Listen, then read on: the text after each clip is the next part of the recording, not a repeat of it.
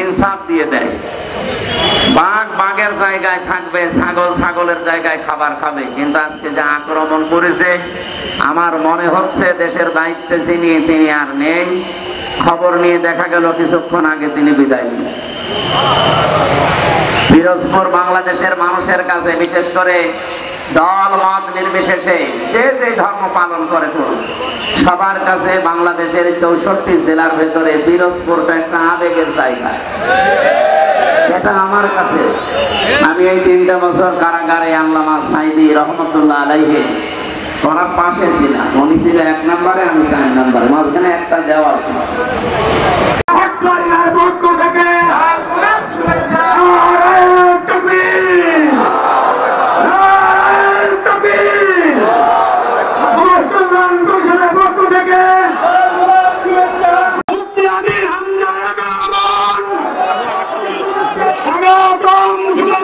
সম্মানিত উপস্থিতি, এই পর্যায়ে আজকের এই সভার সভাপতির বক্তব্য পেশ করছেন আমাদের সম্মানিত আজকের এই প্রোগ্রামের সম্মানিত সভাপতি, ইসলামী পাঠাগার এবং সমাজ কল্যাণ পরিষদের সম্মানিত সভাপতি জনাব শরীফ মোহাম্মদ আব্দুল জলিল। আসসালামু আলাইকুম ওয়া রাহমাতুল্লাহ। আলহামদুলিল্লাহ, মহান রব্বুল আলামিনের দরবারে লাখো কোটি শুকর এবং সুজুদ। জয় মহান রব্বুল আলামিন ইসলামী পাঠাগার ও সমাজ কল্যাণ পরিষদের উদ্যোগে আজকের এই বিশাল তাফসীরুল কোরআন মাহফিল তার একমাত্র দয়া এবং কুদরত রহমতের কারণে এই মঠবাড়িয়া যেখানে মাহফিল হচ্ছে তার আশেপাশেও মুষলধারে বৃষ্টি হয়েছে।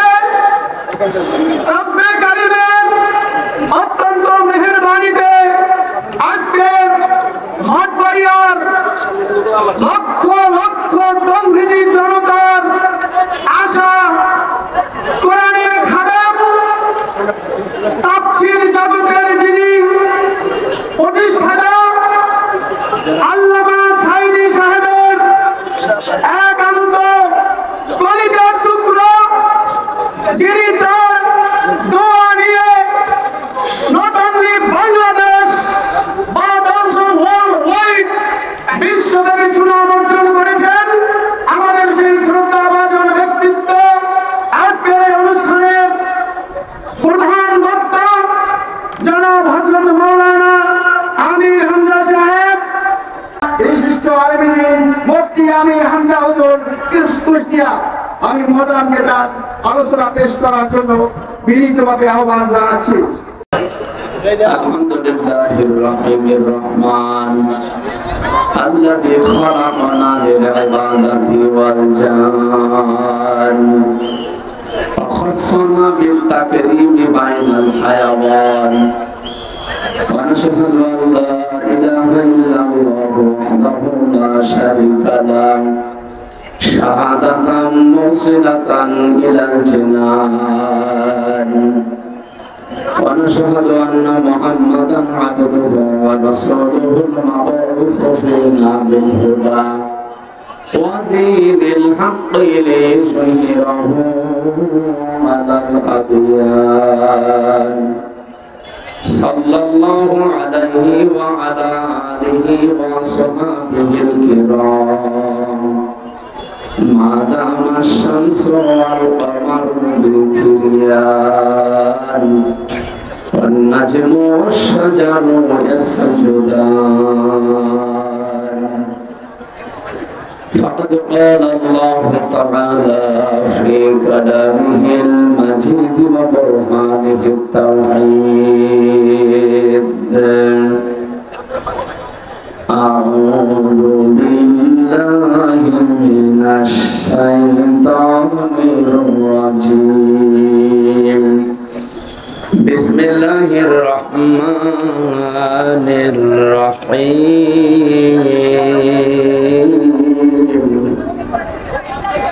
يا أيها الذين آمنوا من يرتد منكم عن دينه من يرتد منكم عن دينه فسوف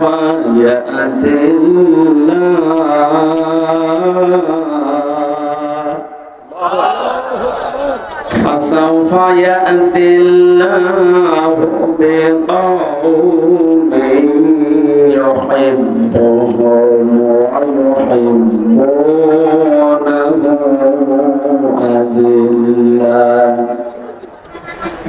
أذلة على المؤمنين عزة على الكافرين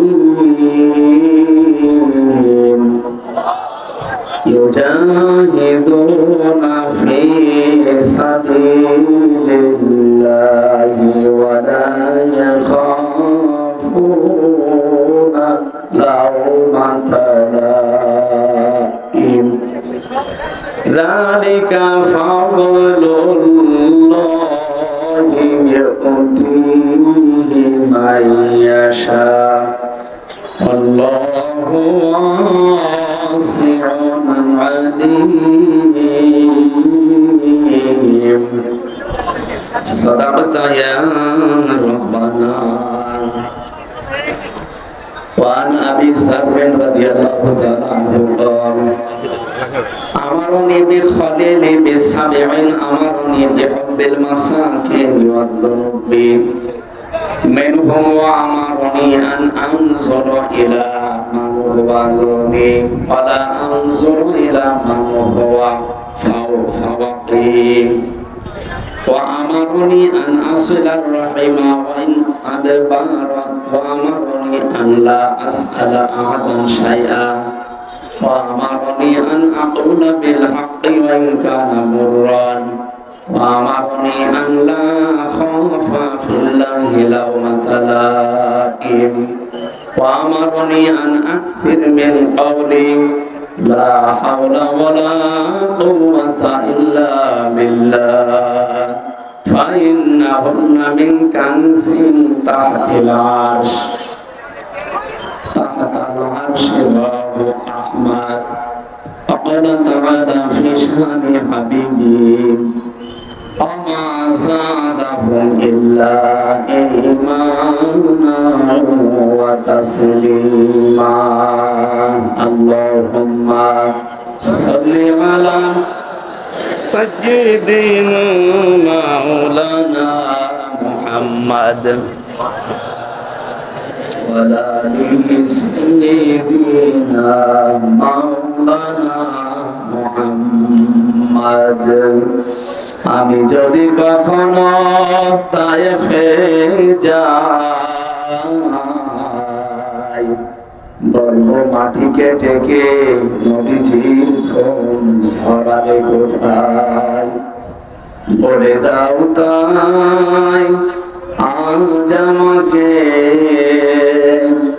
প্রতিশোধের দাবানল জ্বালাবো হেথায় বলা বলা بكماله كشف الدجى من جماله حسنت جميع خصاله صلوا عليه وآله.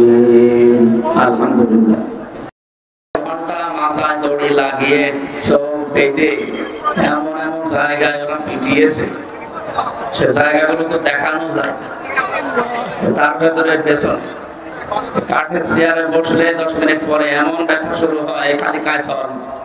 এই জন্য কোনো জায়গায় মাহফিলে নিয়ে গেলে সোপা দেবে অন্তত 1-1.5 ঘন্টা যেন বসে থাকা যায়। কাঠের চেয়ারে বসলে আমার ওই জায়গাগুলো আমার ব্যথা ওঠে।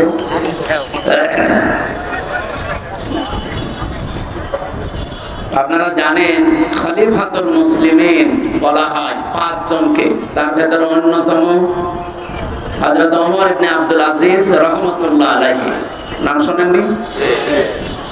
এক বুড়ি মহিলা নদীর ধারে, এরকম একটা নদীর ধারে ছাগল বা বকরি চড়াচ্ছিলেন, হঠাৎ করে বাঘ এসে ছাগলের বা বকরির উপরে আক্রমণ চালিয়েছে। মরি পড়ছে ইন্না লিল্লাহি ওয়া ইন্না ইলাইহি রাজিউন। লোকজন বলছে কি হয়েছে? যা আমার মনে হচ্ছে খলিফা ওমর ইবনে আব্দুল আজিজ এই পৃথিবীতে আর নেই। কারণ ন্যায়পরায়ণ শাসক যারা, তাদের দেশে যারা বাস করে তাদের ভেতরেও আল্লাহ ইনসাফ দিয়ে দেয়। বাঘ বাঘের জায়গায় থাকবে, ছাগল ছাগলের জায়গায় খাবার খাবে। কিন্তু আজকে যে আক্রমণ করেছে, আমার মনে হচ্ছে দেশের দায়িত্বে যিনি তিনি আর নেই। খবর নিয়ে দেখা গেল কিছুক্ষণ আগে তিনি বিদায় নিয়েছে। পিরোজপুর বাংলাদেশের মানুষের কাছে, বিশেষ করে দল মত নির্বিশেষে যে যে ধর্ম পালন করে করুন, সবার কাছে বাংলাদেশের 64 জেলার ভেতরে পিরোজপুরটা একটা আবেগের জায়গা। এটা আমার কাছে, আমি এই 3টা বছর কারাগারে আল্লামা সাইদি রহমতুল্লাহ আলাইহি ওনার পাশে ছিলাম। উনি ছিল 1 নম্বরে, আমি 4 নম্বরে, মাঝখানে একটা দেওয়া ছিল। আল্লাহর বান্দার সাথে মাত্র একবার দেখা করার সুযোগ দিয়েছিল জালেমরা, তাও 10 মিনিট। আমাকে বলেছিল, হামজা যদি বাইরে যেতে পারো, আমি তো আর যেতে পারবো কিনা জানি না, যদি যেতে পারো চট্টগ্রাম আর খুলনা বিভাগের মানুষদেরকে বলবা কোরআনের কথা বলতে কোনোদিন আমি পিছপা হইনি। তোমাকেও আমি বললাম কোনোদিন কোরআনের কথা যেভাবে জানো ওইভাবে বলবা, পিছপা হবা। আমার মাঝে মাঝে মনে হয় আল্লাহর এই ওলির মাথা হাত আমার মাথায় এখনো লেগে আছে। আপনাদের যে দৃশ্য আজকে আমি আসার পর থেকে দেখছি, কোরআনের প্রতি ভালোবাসা, এই যে মহব্বত, এই যে উচ্ছ্বাস, আমার মনে হয় আল্লামা সাইদির জন্ম এই জেলায় হওয়ার কারণে আল্লাহ আরো ভেঙে দিয়েছেন। কালকেও ছিলাম একটা জায়গায়, তো এরকম নিস্তব্ধতা পাইনি। বাংলাদেশের 630টা থানা, কম বেশি প্রায় জায়গায় আমার যাওয়া হয়ে গেছে। শুধু এই জেলায় আসলে দেখি এই জেলার মানুষেরা কোরআনের আওয়াজ শুনলে শান্ত হয়ে পড়ে। আল্লামা সাইদি রহমতুল্লাহ আলাইহি এই জেলায় আল্লাহ জন্ম দিয়েছিলেন, তাকে পাঠিয়েছিলেন রব্বুল আলামিন। তার বরকতে মনে হয় আপনাদেরকে এত শান্ত শিষ্ট ধৈর্য সহ্য দিয়েছেন, আলহামদুলিল্লাহ। বাংলাদেশের ঐতিহ্যবাহী জেলা, এটা কিন্তু রেকর্ড হচ্ছে, লাইভ চলছে, তামাম দুনিয়া এখন দেখছে। আমি তামিলনাড়ু ছিলাম, যে দেখি আমার ওয়াজ চলছে তামিল ভাষায়, ওরা রূপান্তর করে শুনে। আমি থাইল্যান্ডে ছিলাম, সিঙ্গাপুরে ছিলাম, ওদের ভাষায় ওরা শুনতেছে চায়ের দোকানে বসে অথবা ল্যাপটপ নিয়ে, ওদের নিজেদের ভাষায়। মালয়েশিয়া ওই মালয় ভাষায় রূপান্তর করে শুনি। সুতরাং আমরা মনে করবো না যে শুধু আমাদের এই দেশের 18 কোটি মানুষ শুনছে, না। কোরআনের কথা বাংলাদেশ সহ বিশ্বে যেখানে বলা হয়, সাইদি সাহেবের আলোচনা তো সারা বিশ্বের বাংলা ভাষী মানুষ শুনত। ওই সময় তো প্রযুক্তি এত উন্নত হয়নি। এখন আমি এখানে বাংলায় বলছি, তাতে কি হয়েছে, বিশ্বের যে যেই ভাষায় কথা বলে 4500 ভাষা আছে। কত? সব ভাষায় বিভিন্ন মুসলমানেরা তারা রূপান্তর করে এই কথাগুলোই তাদের ভাষায় শুনতে পাচ্ছে। আর এই যে বাংলাদেশের ঐতিহ্যবাহী জেলা পিরোজপুর মঠবাড়িয়া ইসলামী পাঠাগার ও সমাজ কল্যাণ পরিষদের উদ্যোগে এই শব্দটা তামাম দুনিয়া আজকে জেনে ফেলেছি। অথচ আপনি আমার জেলা কুষ্টিয়াতে যান, যে বলেন যে পিরোজপুর হয়তো চিনবে, মঠবাড়িয়া আমার মনে হয় অনেকে চিনবে না। অথচ আজকে কোরআনের ইজ্জতে তামাম দুনিয়া আল্লাহ রাব্বুল আলামিন পরিচিত করে দিয়েছেন। শহীদ মোস্তফা খেলার মাঠ মঠবাড়িয়া পিরোজপুর, মহাবিশ্বের মহাবিশ্বর আমাদের মালিকের মুখের পবিত্র বাণী কোরআনে কারীম। তাফসীরুল কোরআন মাহফিলের স্বনামধন্য সভাপতি, বিশিষ্ট আলেমে দ্বীন, সহকারী অধ্যাপক, বিশিষ্ট রাজনীতিবিদ, আপনাদের এলাকার সন্তান জনাব শরীফ মোহাম্মদ আব্দুল জলিল দামাদ বারকাতুহুমুল আলিয়া, বলেন আমিন। মাহফিলের প্রধান অতিথি, বিশ্বনন্দিত মুফাসসিরে কোরআন শহীদ আল্লামা দেলাওয়ার হোসাইন সাইদি রহমতুল্লাহ আলাইহি, তার মেজ পুত্র আলহাজ শামীম বিন সাইদি, চেয়ারম্যান আল্লামা সাইদি ফাউন্ডেশন। আমার আগামীকাল মাহফিল আছে আল্লামা সাইদি সাহেবের হাতে গড়া প্রতিষ্ঠান খুলনা সিদ্দিকিয়া দারুল কোরআন কামিল মাদ্রাসা, ওই ময়দানে কালকে রাত 9টায় উঠবো ইনশাআল্লাহ। ওখানকার আল্লামা সাঈদী ফাউন্ডেশন মানে পিরোজপুর সদরে না? সম্মানিত চেয়ারম্যান, উনি এখনই আসবে। কিছুক্ষণ আগে ভাই আমার সাথে কথা বলছিলেন যে আমি রাস্তায় চলে এসেছি, অলরেডি চলে এসেছে। উনি খাওয়া দাওয়া করে চলে আসবে ইনশাআল্লাহ। মাঝখানে আমরা কিছু কথা কোরআন কেন্দ্রিক বলতে চাই।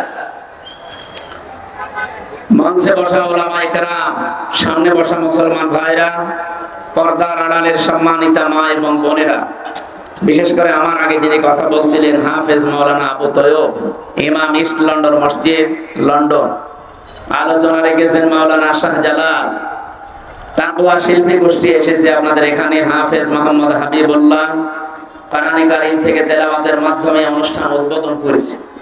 জান্নাতে এরকম একটা অনুষ্ঠান আল্লাহ নিজে করবেন, সেখানে নিজেই থাকবেন সভাপতি, মুহাম্মদ রাসূলুল্লাহ থাকবেন প্রধান অতিথি। হযরত দাউদ আলাইহিস সালাম এইরকম হাবিবুল্লাহর মতো, হাফেজ মোহাম্মদ হাবিবুল্লাহ কই এসেছে এখানে? জি, হাবিবুল্লাহর মতো কোরআনে কারীমের সূরা তাহা তেলাওয়াত করে অনুষ্ঠান উদ্বোধন করবেন আমাদের নবী মুহাম্মদুর রাসূলুল্লাহ সাল্লাল্লাহু আলাইহি ওয়াসাল্লাম। তিনি সূরা রহমান থেকে তেলাওয়াত করে যারা জান্নাত পাবে তারা যেহেতু শুধু শ্রোতা, অন্য কেউ সেখানে প্রবেশ করতে পারবে না। এই মানুষগুলোর সামনে কোরআনে কারীমের সূরা রহমান তেলাওয়াত করে শোনাবে।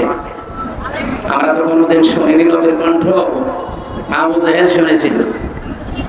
সারা রাত পায়ের উপরে ভর দিয়ে দাঁড়িয়ে মুহাম্মদ রাসূলুল্লাহর কণ্ঠের তেলাওয়াত শুনত, যদিও বিরোধিতা করত। আল্লাহ আমাদের ভাগ্যে রাখেননি, ১৫০০ বছর পরে হলেও আমরা এসেছি। কেমন যে হবে আল্লাহ যেন ওই দিন শোনার মতো একটা সুযোগ আমাদের দান করেন। সর্বশেষ সভাপতির বক্তব্যে মহান আল্লাহ নিজে সূরা রহমান কোরআনের দিল বলা হয়, এক একটা আয়াত তেলাওয়াত করে বান্দা বান্দীদের সামনে 50 আলফা সানা মিম্মা তাউদ্দুন, 1-2 করে যেভাবে গণনা করেন, এক একটা আয়াত শুনতে সময় লাগবে 50,000 বছর। আল্লাহর কুদরতি কণ্ঠে ওই দিন এখানে আমরা যারা এসেছি শ্রোতা হিসাবে যেন অন্তত একটু জায়গা আমরা পাই। এই ওই যেগুলো সিডিগুলো পাই নিচে দেন তো, ওইগুলো দিয়ে দেন। সামনে বসা মুসলমান ভাইরা, পর্দার আড়ালের সম্মানিতা মা এবং বোনেরা, যেহেতু পিরোজপুর জেলায় আমরা জানি সারা বাংলাদেশের মানুষেরা যে এখানে অন্য ধর্মের মানুষও বাস করে, নাকি এখানে নেই? কোরআনের অনুষ্ঠান দিয়েছেন আপনারা। এই অনুষ্ঠান শুধুমাত্র মুসলমানদের জন্য না, দল মত নির্বিশেষে, জাতি বর্ণ ধর্ম সবার জন্য। হাদা বায়ানুল লিন্নাস হুদাল লিন্নাস, মানুষ মতবাদে যারা বিবেচিত আমরা সবার জন্য আজকের এই আলোচনা হবে ইনশাআল্লাহ। ফালাকাদ কাররামনা বানি আদম, এই পৃথিবীতে সবচেয়ে বেশি সম্মান আল্লাহ দিয়েছেন বনি আদম সন্তানকে। কিন্তু আমরা দুঃখজনক হলো সত্য, 54 বছরে পৃথিবীর সবচেয়ে সম্মানিত যারা মানুষ, আল্লাহ কিন্তু বলেননি ওয়ালাকাদ কাররামনা মিন মুসলিমিন মা বানি মুসলিমিন, বলেছেন যে মুসলমান সন্তানদের শুধু সম্মান দিয়েছে দুনিয়ায় না, মানুষ যারা তাদেরই সম্মান আল্লাহ দিয়েছেন। আসলে 54 বছরে এই মানুষের সম্মান নিয়ে সবচেয়ে বেশি সিনেমিনি খেলা হয়েছে আমাদের এই দেশে। এখনো বিশ্বের অনেক দেশে হচ্ছে, বিশেষ করে আমাদের প্রতিবেশী ভারতে মানুষের সম্মান নিয়ে কি সিনেমিনি খেলছে দেখছে। আজকেও কতগুলো 3টা দেখলাম মাদ্রাসা তারা বন্ধ করে তালা লাগিয়ে দিচ্ছে। নবীজির হাদিস পড়ছিলাম আজকে আসার সময়, এদিকে তাকান। বিশ্বনবী জানিয়েছেন মানিদ দাওয়া মা লাইসা লাহু ফালাইসা মিন্না ওয়া লিয়াতাবাওয়া মাকআদাহু মিনান নার, রাহু মুসলিম। আমি আলেমদেরকে বলছি এদিকে তাকান। বিশ্বনবী জানিয়েছেন এই পৃথিবীতে যেই জিনিস তোমার না, ওইটা যদি জোর করে নিজের দখলে নিয়ে নাও, সে যেভাবে হোক, চুরি করে হোক, ডাকাতি করে হোক, চাঁদাবাজি করে হোক, ছিনতাই করে হোক, ফাঁকি দিয়ে হোক, যে কোনো কায়দায় যদি ওটা নিজের দখলে রেখে দাও, যেই দিন এটা দখল করে নিজের আয়ত্তে নিয়ে নেবে, ফালাইসা মিন্না, ওই দিন থেকে তুমি আমার উম্মতের ভেতর থেকে আর নেই, বের হয়ে গেলে। নাউজুবিল্লাহ। বলেন তো এরকম মানুষ পৃথিবীতে এখন আছে না নেই? ভারতে আমাদের পূর্বপুরুষ যারা, তারা এই যে ওয়াকফ করেছিল জমি জায়গা, মসজিদ, মাদ্রাসা, খানকা, ঈদগাহ, গোরস্থান, এটার জন্য। অথচ এই পৃথিবীর অবৈধ মানুষ যারা এখন উগ্রপন্থী হিন্দুরা, সব হিন্দু না, উগ্রপন্থী যারা, এই মোদির মুরিদ যারা, এই নিকৃষ্ট মানুষ পৃথিবীতে 6 জন এখন আছে, তার ভেতরে মোদি 2 নাম্বার। আপনি ইন্টারনেটে সার্চ দেন, 6 জনের নাম পাবেন তাম দুনিয়ায় যারা জীবিত আছে।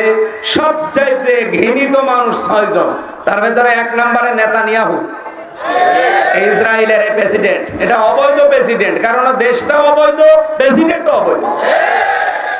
2 নম্বরে নাম এসেছে নরেন্দ্র মোদি। 3 নম্বরে নাম এসেছে যেটা পালিয়েছে ওইটা, আমি নাম নিলাম না। নাম নিলে আমার মনে হয় যে আমার রিমান্ডের কথা মনে হয়,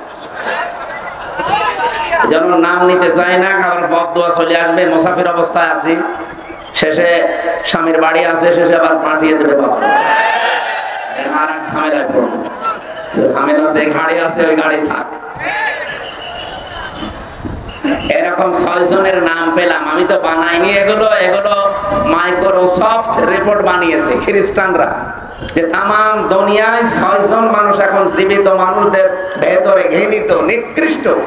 শুধু আমরা না, তাম দুনিয়া তাদের ঘৃণা করে। এই জন্য দেখেছেন না, তাম দুনিয়া কেউ নিতে তাকে রাজি না।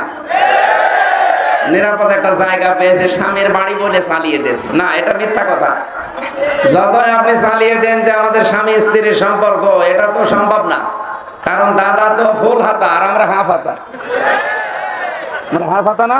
হ্যাঁ, দাদার এখন এই বয়সে যদি মুসলমানি দেওয়া লাগে, আপনি হাসাম পাবেন কোথায়? এরকম বুড়ো হাসাম লাগবে।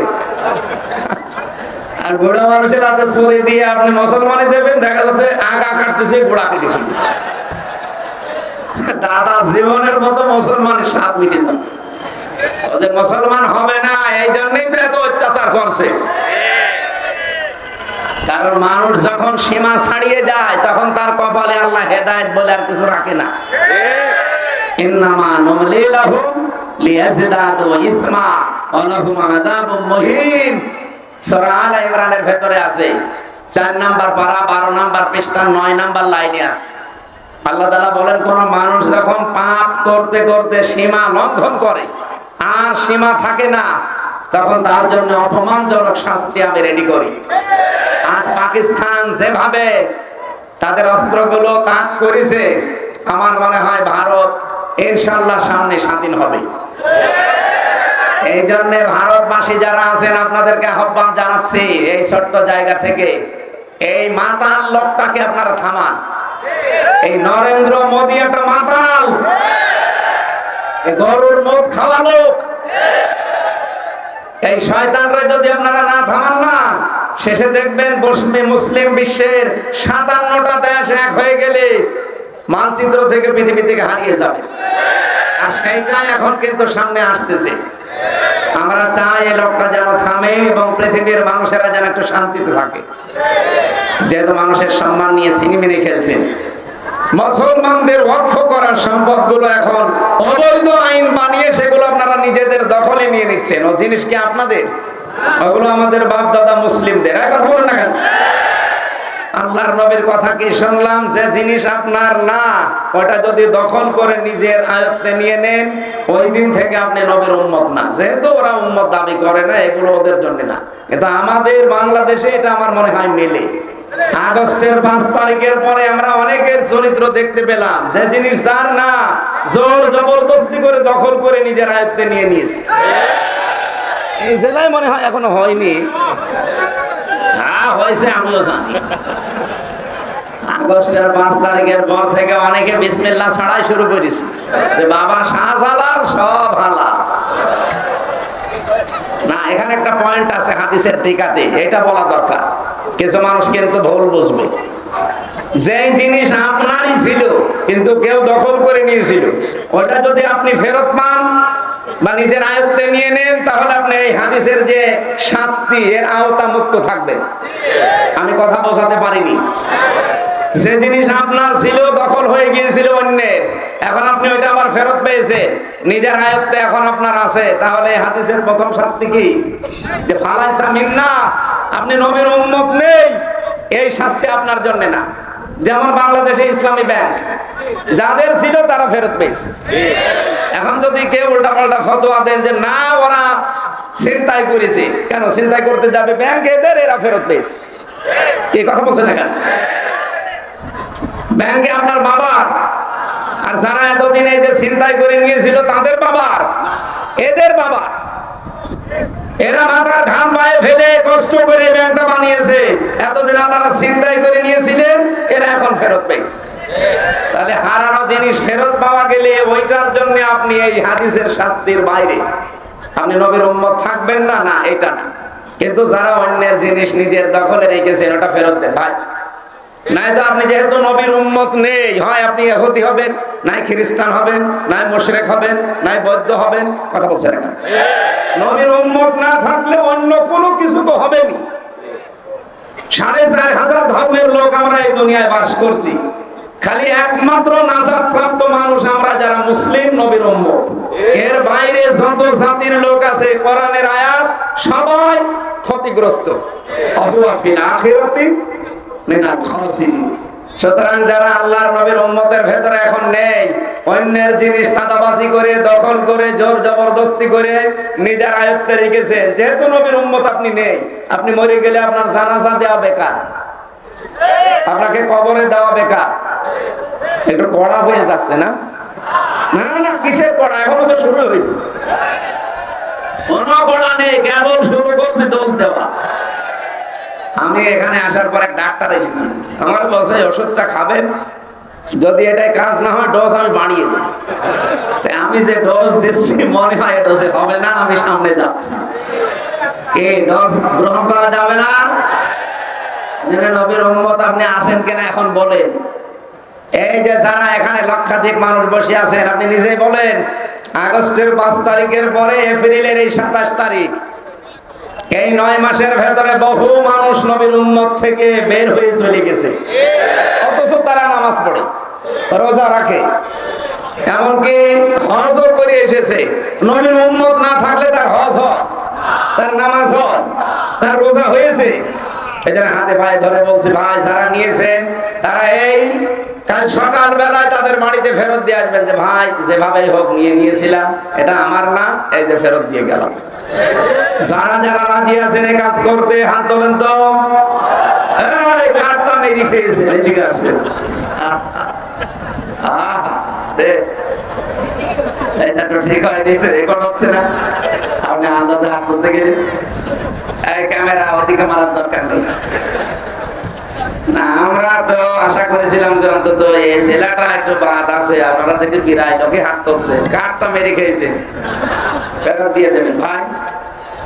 যে দলের লোকই আপনি হন, যে জিনিস আপনার না, যদি আপনি জোর করে নিজের দখলে নিয়ে রাখেন, কালকে ফেরত দিয়ে দেবেন, নয়তো আপনার নামাজ রোজা এই হজ যাকাত সব মাঠে মারা যাচ্ছে, কারণ আপনি নবীর উম্মতই নেই। আপনি মরে গেলে যে আমি বিসমিল্লাহি ওয়া আলা মিল্লাতি রাসূলিল্লাহ বলবো, পুরা মিথ্যা। কারণ আল্লাহর নামে, রাসূলের নামে, রাসূলের আদর্শে তুলে দিলা, আপনি রাসূলের আদর্শই নেই। 2 নাম্বারটা আরো কঠিন। নবীজি বলেন সে যেন টিকিট কেটে জাহান্নামে নিজের একটা আসন বরাদ্দ করে নিল। আমি তো এই চর্ম চোখে দেখতে পাচ্ছি বাংলাদেশে এরকম বহু মানুষ অলরেডি জাহান্নামে টিকিট কেটে বসে আছে। যারা মানুষের জমি দখল করে নিয়েছেন, দোকান দখল করেছেন, এই বাজারেও কত দোকান দখল হয়ে গেছে নামে বেনামে। নাকি বেশি বললাম? আপনারটা মনে হয় নিয়েছে, ঠিক ঠিক বলছেন 2 বার। যাদেরটাই হয়েছে এরকম, আল্লাহর কসম আমরা ফেরত দিয়ে দেব। সে যদি জামাত ইসলামের লোক হয়, বিএনপির লোক হয়, চরমোনাইর লোক হয়, যে দলই করেন না কেন, আপনি নবীর উম্মত আর নেই, আপনি আগে ফেরত দিয়ে দেন। হ্যাঁ, ওটা যদি আপনারই থাকে, এতদিন ওরা দখল করে নিয়েছিল, ওটা আপনি ফেরত পেয়েছেন, এটা অসুবিধা নেই। এরকম যদি কেউ করে থাকেন, বাবা শাহজালাল আপনার জন্য হালাল আছে। এই কথা বুঝতেছেন? আমি যে কথাটা বলতে চাই হাদিসটা নিয়ে আসলাম, পৃথিবীর এই নিকৃষ্ট মানুষদের তালিকায় যাদের নাম, এই মানুষগুলো দেখেন মানবতার সবচাইতে বড় শত্রু এরা। এবং এই মানুষগুলোর জন্য এখন পৃথিবী অশান্ত হয়ে উঠতেছে। অলরেডি ইন্ডিয়াতে এই মোদি পৃথিবীর নিকৃষ্ট সন্ত্রাসী জঙ্গি ও দাঙ্গা বাঁধিয়ে দিয়েছে। আমি গতকালকে দেখলাম 2 জন দাড়িওয়ালা মুসলমানকে মাটিতে ফেলে জবাই করছে। উগ্রপন্থী কিছু হিন্দুরা। পৃথিবীর যত অপকর্মের মূল হোতা হয় ইহুদিরা না এই উগ্রপন্থী হিন্দুরা। আপনি দেখেন যত অপকর্ম আছে, আমি এই যে আমার মোবাইলে প্রায় 70টা নোট করেছি তামাম দুনিয়া মিলিয়ে।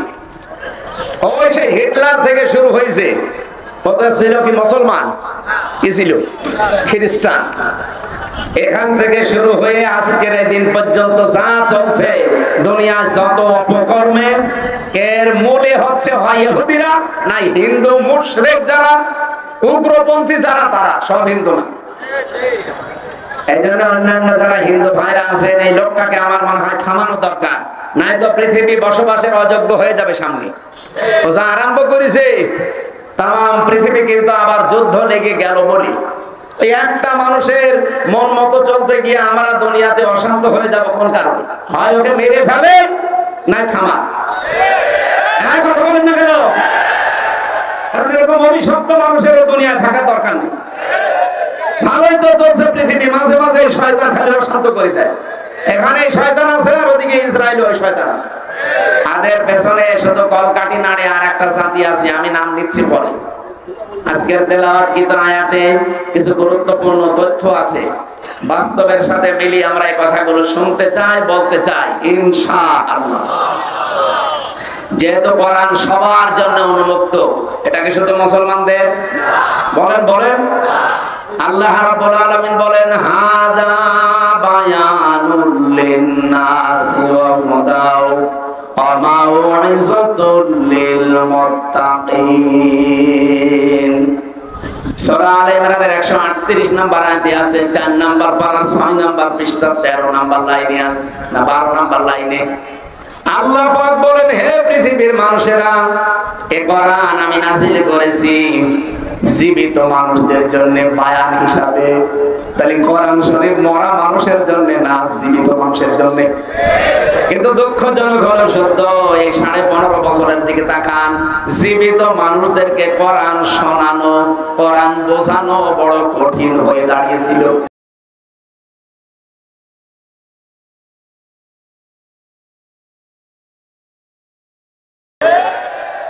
জেল থেকে বের হওয়ার পরে আমার মাহফিল ছিল এই মঠবাড়িয়ায়, আমি চলেও এসেছিলাম কিন্তু শয়তানরা আমারে ঢুকতে দেয়নি।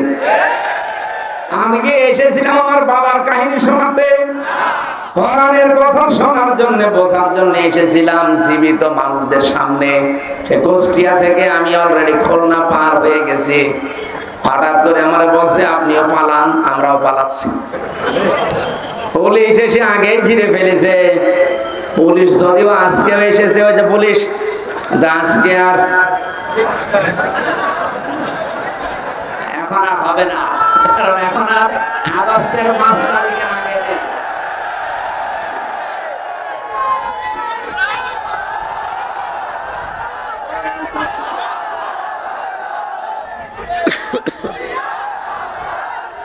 ঠিক আছে ভাই। দেশ আর আগস্টের 5 তারিখের আগে আছে, এখন এপ্রিলের 27 তারিখ। ওপেন ঘোষণা দিচ্ছি, বাংলাদেশের 56,000 বর্গ মাইলের 1 ইঞ্চি জায়গায় কোরআনের ওপেন কথা বলতে যদি কেউ বাধা দেয়, সেদিন সাতক্ষীরা একজন বাধা দিয়েছে, আমার সামনে কোনো শয়তান পড়ে না। যদি কোনো জায়গায় পায় না, একেবারে জায়গায় কবর দিয়ে দেবো, তো বিসমিল্লাহি ওয়া আলা মিল্লাতি রাসূলিল্লাহ ছাড়া আমার ছাড় নেই। কারণ ওর জন্য বিসমিল্লাহ পড়েও লাভ নেই, আলা মিল্লাতি রাসূলিল্লাহ পড়েও লাভ নেই। ও এমনিও জাহান্নামে যাবে। কোরআন বিরোধী যারা জাহান্নামী তারা। এ ফতোয়া কে দিয়েছে? সুতরাং কেউ বাধা দেওয়ার সাহস করবেন না। অন্য যারা দিয়েছেন আমার সামনে এখনো পর্যন্ত পড়েনি, বিশেষ করে আগস্টের 5 তারিখের পর থেকে। এর আগে পড়েছিল কিছু শয়তান, আমি তখন কিছু বলি না।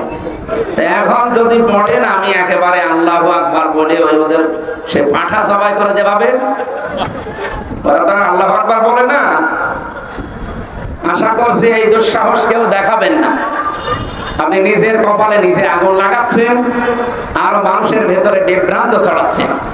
সাতক্ষীরার যে চেয়ারম্যান নামে কলঙ্ক এই গোলাঙ্গার এই লোকটা কয়েকদিন আগেও প্রশাসনের লোকটাকে বাটপার বলে গালি দিয়েছে। অথচ কোরআনের মাহফিলে যে আলেমকে অপমান করে, আমি কেন সেদিন থাকলাম না? আমার 1 তারিখে আছে সাতক্ষীরায়, দেখি ভাই আল্লাহর ওলি পড়ে কিনা। যদি পড়ে ওরে আমি লবণ ছাড়া ফিরে যাবো।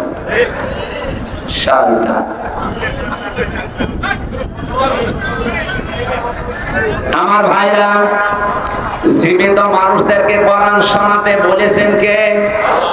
আরো জোরে বলেন। কেন? কোরআনে কারীম জানিয়েছে কেন জীবিত মানুষদেরকে শোনাবেন। ওয়াযাক্কির ফাইন্নাদ যিকরা তানফাউল মুমিনিন। কেন আপনি কোরআন দিয়ে আলোচনা করবেন? যারা মুমিন, যাদের ভেতরে ঈমান আছে, এই মানুষগুলোর উপকার হবে। আর যারা আল্লাহর ধমকের ভয় পায়, so admonition or by the Holy Quran, him who frees my threat, fadakir bil Qur'ani ma yakhafu wa'id. যারা আল্লাহর ধমককে ভয় পায়, এই মানুষগুলো কোরআনের আলোচনা শুনলে মাস্ট বি তাদের উপকার হবে। কে বলছেন? তাকির ফাইন্নাদ যিকরা তানফাউল মুমিনিন। তানফাউ মুজারে, বর্তমান, ভবিষ্যৎ, প্রেজেন্ট, ফিউচার। এখন আমরা যারা শুনছি আমাদের উপকার হচ্ছে। কে উপকার হচ্ছে? আল্লাহ বলেন ইন্নামাল মুমিনুনা আল্লাযীনা ইযা যুকিরাল্লাহু ওয়াজিলাত কুলুবুহুম ওয়া ইযা তুলিয়াত আলাইহিম আয়াতুহু যাদাতুহুম ঈমানা ওয়া আলা রাব্বিহিম ইয়াতাওয়াক্কালুন। 1 নম্বরে যারা সত্যিকারের মুমিন, তাদের সামনে আল্লাহর আয়াতগুলো যখন আপনি উচ্চারণ করবেন, তাদের অন্তরাত্মা কেঁপে উঠবে। হয় আশায় নাই ভয়ে। 2 নম্বরে তাদের ঈমান যা ছিল কোরআনের আলোচনায় তাদের ঈমান আল্লাহ আরো বাড়িয়ে দেবে। 3 নম্বরে তারা বাড়ি যাওয়ার আগে সিদ্ধান্ত নিয়ে যাবে, জীবনে যদি ভরসা করি কার উপরে, অবশ্যই যেন আমাদের ঈমান যা আছে বাড়বে। এটা আল্লাহর কথা। ঈমান যে আপনার বাড়ছে তার প্রমাণ কি? নবীজি বলেন বাম স্তনের 2 আঙ্গুল নিচে একটা গোস্তের টুকরা আছে। কোরআনের আয়াত যদি মানুষ বুঝে বুঝে শুনে পড়ে, তখন এটা কাঁপ ধরে, এর ভেতরে কাঁপাকাঁপি শুরু হয়। 2 নম্বরে আপনার শরীরের এই যে পশমগুলো খাড়া হয়ে যায়। এই যে আমার খাড়া হয়ে গেছে, আপনি দেখেন আপনার খাড়া হয়ে যাবে যদি কোরআনের আয়াত বোঝেন। 3 নম্বরে ওয়াইদা সামিউ মা উনজিলা ইলার রাসূলি তারা আয়ুনাহুম তাফিদু মিনাদ দামি মিম্মা আরাফু মিনাল হক। সূরা মায়েদা 7 নম্বর পারার 1ম নাম্বার পৃষ্ঠার 1ম নাম্বার লাইনের 83 নাম্বার আয়াতে আছে। আল্লাহ বলেন যখন আমার আয়াতগুলো মানুষ শুনবে, নবী আপনি দেখবেন যারা বোঝে, এর মর্ম বাণী, এর অর্থ, ব্যাখ্যা, বিশ্লেষণ যারা বুঝেছে, যারা একনিষ্ঠভাবে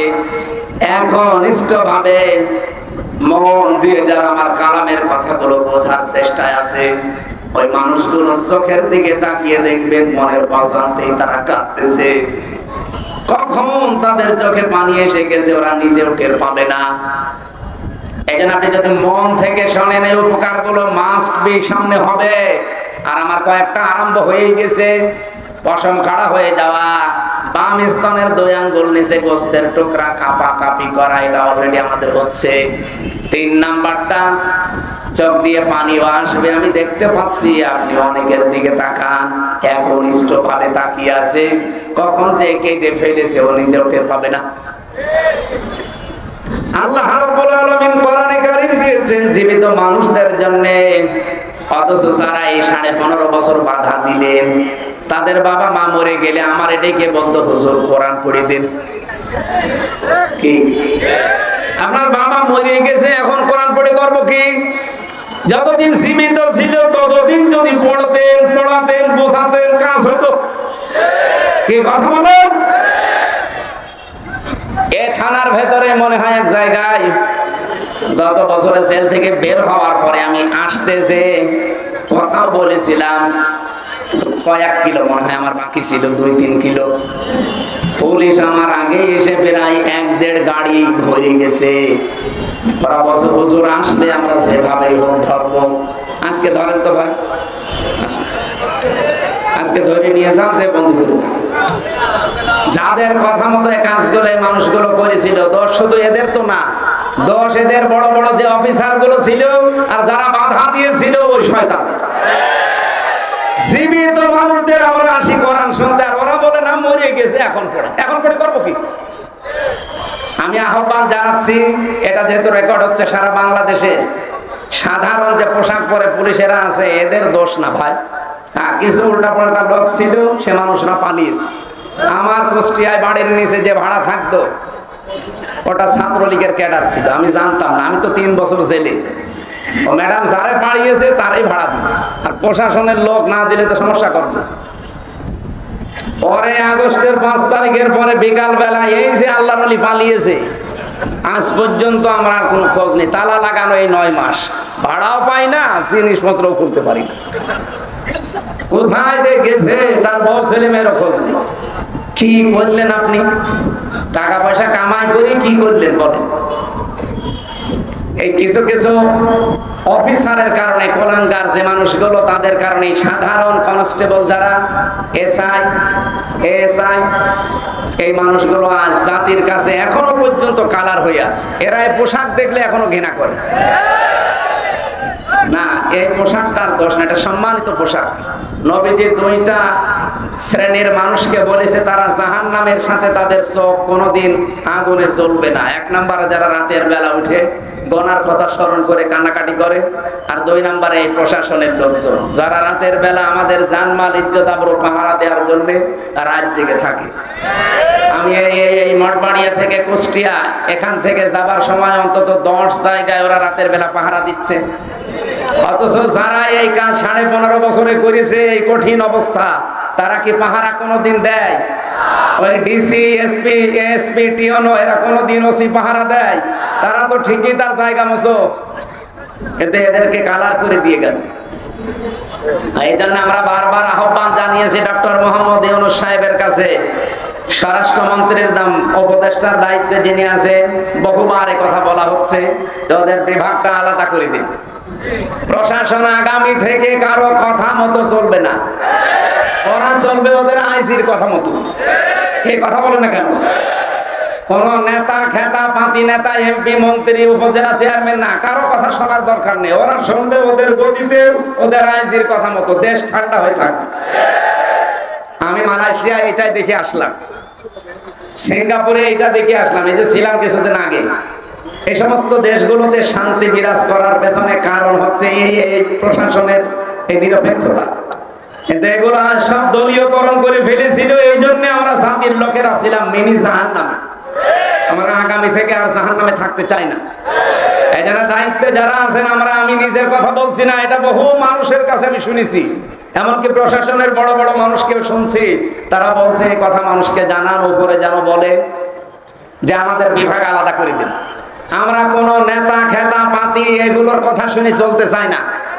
আমরা চলবো আমাদের আইজির কথা মতো, আমাদের বিভাগ অনুযায়ী। দেখেন দেশে শান্তি হয় কিনা। মালয়েশিয়াতে যে শান্তি শুধু এই কারণে, এটা আমরা চাই কিনা বলেন তো?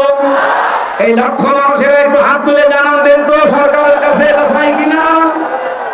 প্রশাসন থাকবে আলাদা, ওদের বিভাগে আলাদা। কথা বলে না কেন? কোন এমপি, মন্ত্রী, নেতা খেতা, উপজেলা চেয়ারম্যান কারো কথা শোনা লাগবে না। আমরা এরকম একটা বাংলাদেশ সামনে দেখতে চাই না। ওরাই তখন দেখবেন আল্লাহর খাস ওলি হয়ে যাবে। প্রশাসনের জন্য মন থেকে মুসাফির অবস্থায় দোয়া করছি। নিজেদের বাবা মা, আত্মীয় স্বজন ছেড়ে যারা বাংলার বিভিন্ন প্রান্তে আমাদের জানমাল ইজ্জত আবরু হেফাজতের জন্য দিন নেই রাত নেই, 24 ঘন্টা ওদের ডিউটি। বাংলাদেশে একটাই বিভাগ আছে যাদের কোনো ডিউটির শেষ নেই, 8 ঘন্টা না, কে বলেছে? ওদের 24 ঘন্টা ডিউটি। টয়লেটে যদি বসে থাকে, যদি বাঁশি পড়ে, অর্ধেক শেষ করে দৌড় দেওয়া হবে। এইরকম কঠিন চাকরি ওইটা, আমি নিজে তো দেখেছি। সম্মানিত ভাইরা, এই জন্য মন থেকে মুসাফির অবস্থায় দোয়া করছে, আল্লাহ তাদেরকে আগের সেই অবস্থায় তুমি আবার ফিরিয়ে দাও। বাংলার মানুষের ভেতরে যে ভ্রান্ত ধারণাটা এখনো আছে, ভ্রান্ত ধারণাটা আসলে আমরা পেয়েছিলাম কষ্ট, এই কষ্টের কারণে যাই হয়েছিল এটা যেন আগের অবস্থায় আবার এই মানুষগুলো ফিরিয়ে যায়। বলেন আমি। কোরআন শোনানোর কথা কি মরা মানুষ না জীবিত মানুষ? আমরা কি মরা না জীবিত? দুইটা কথা আল্লাহ আয়াতের পরবর্তীতে দিয়েছেন। ও হুদান, পথ নির্দেশিকা এর ভেতর থেকে নেওয়া লাগবে, কারণ হেদা হুদা শব্দের শাব্দিক অর্থ আমি ৫৫টা পেয়েছি তাফসিরে। এদিকে তাকান, তাফসিরে ফি জিলালিল কোরআন দেখবেন, তাফসিরে বাইজাবি দেখবেন, এই হুদার আগে আলিফ লাম আছে। আল্লাহ পাক না, এই হুদার আগে ওয়াও আছে, ওয়া। বাইজাবি নাসিরউদ্দিন বাইজাবি রহমাতুল্লাহ আলাইহি ব্যাখ্যা করতে গিয়ে তিনি টিকায় দিয়েছেন কেন আল্লাহ হুদান দিলেন, এরপরে মাউইজাতুন দিলেন। এই দুইটা গুরুত্বপূর্ণ শব্দ আল্লাহ এখানে প্রয়োগ করলেন, তৈরি করে লাগিয়ে দিয়েছেন কেন জানেন? এই পৃথিবীতে একমাত্র হেদায়েতের কিতাব একটাই আছে, তার নাম কোরআন শরীফ। কোরআন বাদ দিয়ে পৃথিবীর কোন কিতাব আপনাকে হেদায়েত দেওয়ার ক্ষমতা রাখে? বলেন বলেন। সুতরাং পৃথিবীর কোন কিতাব পড়ে আপনি হেদায়েত পেতে পারেন না কোরআন ছাড়া। কোরআনের ব্যাখ্যা যদি হয় আপনি পড়েন, কোরআনের বিশ্লেষণ যদি করা থাকে পড়বেন, আপনার জীবনে পড়া যাই হবে লেখাপড়া কোরআন কেন্দ্রিক হওয়া লাগবে। দুঃখজনক হলো সত্য যে সিলেবাস বানিয়ে উপহার দিয়েছিলে জাতিকে, কোরআনের কিছু ছিল? বলেন কি রান্না শিখাতো? ডাল রান্না, আম রান্না, বেগুন রান্না করা, ডিম ভাজি। ওটা আমি শিখে করবো কি? আমার বউ নেই? শিক্ষা ব্যবস্থাকে পুরো ধ্বংস করে ফেলেছিল এরা। আল্লাহ যদি দয়া করে দেশটা দ্বিতীয়বার স্বাধীন করে না দিত, আল্লাহর কসমে জাতি অলরেডি জাহান্নামে প্রবেশ করেছিল। আপনি তো টের পাচ্ছেন না? ক্লাস 7 এর 8 এর বই পড়ানো যেত না? যারা পড়ায় জিজ্ঞাসা করে দেখেন। একটা মেয়েকে তার বাবা যদি ক্লাস 7 8 এর বই পড়াতে যায়, আমার আল্লাহর কসম মাস প্রিয় লজ্জায় মরে যাওয়ার কথা যদি বাবা হয়ে থাকে। আর কথা বলে না কেন? শিক্ষকরা বাবার মতো না? তারা পড়াবে কি করে মেয়েকে? বলে এই জায়গায় পৌঁছেছিল সমকামিতার নাম দিয়ে, শরীফ শরীফার নাম দিয়ে এমন জায়গায় জাতিকে নেওয়ার চেষ্টা চালাচ্ছিল ভারতের প্রেসক্রিপশন অনুযায়ী। আপনি ভাবতেও পারেননি। একটা লোক সকালে বলছে আমি শরীফ, বিকালে বলছে আমি শরীফা। এটা আজকে ব্রাহ্মণবাড়িয়া এক জেলায় দেখছিলাম একটু আগে আসার সময়, যে 2 মেয়ে তারা বিয়ে করেছে। আরে ভাই, আপনারা নিজেরাই যদি বিয়ে করেন তা আমরা কি ঘাস কাটছি? আমাদের কোনো কাজ নেই, আমরা কি করব? আমাদের কোনো কাজ নেই। আর আমরা জানি বরিশাল বিভাগের মানুষেরা টাটকা জিনিস খায়, তো বিশেষ করে বরিশাল, ভোলা, পটুয়াখালী, বরদোনা, পিরোজপুর এই সমস্ত জেলার মানুষ নদীর ধারে তো সব টাটকা জিনিস খায়। এদের বউ লাগে 3-4টি করে। আপনারা মেয়েরাই যদি বিয়ে করে ফেলেন তা আমরা করবো কি? আমরা খুলনা বিভাগের মানুষেরা যাই আছি, তা আপনারা তো আরো সমস্যায় পড়বেন বেশি। কথা বলছেন, মুরব্বী তো বুঝেছে। পর্যন্ত থাকলেও আমি একটা কথা বলতাম না, কিন্তু সকালে আপনি শরীফ, বিকালে বলবেন আমি শরীফা লাগছে। আপনি কি বললে শরীফা হয়ে যাবে? আপনি শরীফা পর্যন্ত বলেও যদি ঠিক থাকতেন তাও তো কিছু বলতাম না, কিন্তু বিকালে এসে তো বলবেন যে আমি যেহেতু শরীফা, হাইকোর্ট আমারে রায় দিয়েছে আমি শরীফা, আমি এখন মহিলা হোস্টেলে সিট চাই। মহিলা হোস্টেলে সিট দিলে আপনি ঠিক থাকবেন? ওখানে আমার মেয়ে আছে, আমার বোন আছে, আমার ফুফু আছে, আমার খালা আছে। আর কথা বলেন না কেন? আপনি ওখানে যেয়ে দেখা যাচ্ছে কয়েকদিন পরে আমার মেয়ে, আমার বোন, আমার ফুফু সব যারো সন্তান পেটে নিয়ে ঘুরছে।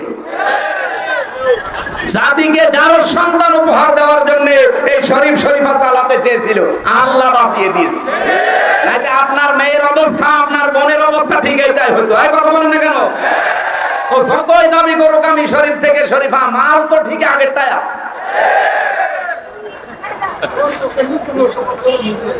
এজন্য হেদায়েত দেওয়ার একচ্ছত্র মালিকানা আল্লাহ কোরআনকে দিয়েছেন। হুদান, এটাই পথ নির্দেশিকা। এখানে একটা হাদিস এসেছে, বলবো আমি, আপনারা শুনতেছেন? তিরমিজি শরীফের হাদিস। এইটাই আমার ওয়াজের ফার্স্ট পয়েন্ট। ভালো করে শুনবেন, যদি মেনে নিতে পারেন কপাল খুলে যাবে এক্ষুনি, আর যদি মানতে না পারেন ওই যা ছিলেন তাই।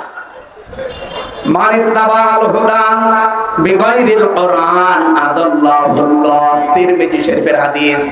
নবীজি বলেন সেখানে কোরআন নেই, যেহেতু হেদায়েত দেওয়ার মালিক আল্লাহ, আল্লাহ কাকে দিয়েছে? কোরআনকে। বলেন বলেন, আরো জোরে বলুন। পৃথিবীর কোন পীরের হাতে হেদায়েত আছে? না, নেই। আমি আজকে চরমনার ময়দান পুরা ঘুরে দেখলাম, মাদ্রাসা সরসিনার পুরা মাদ্রাসা, সারাদিন এই দুই জায়গায় গিয়েছিলাম। এনএস মাদ্রাসা, যেটা কামিল মাদ্রাসা যে ঝালুকাঠি, ওখানে গিয়েছিলাম কয়েকদিন আগে।